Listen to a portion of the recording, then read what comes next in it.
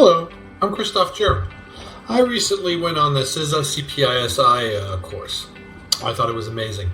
I had looked all over for a course that would bring together the PACI norms as well as putting together what we needed to build a data center. Currently, I'm working on building 3 data centers, and it is essential that I know these rules and that I can apply it in a straightforward manner.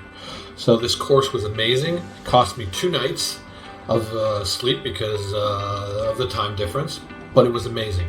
The course brought us a lot of knowledge on the various rules of PCI, but also a lot of concrete examples of security risks and what to do and how to evaluate your PCI environment.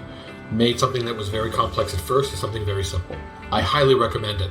Again, even if it means doing it in the middle of the night. Thank you.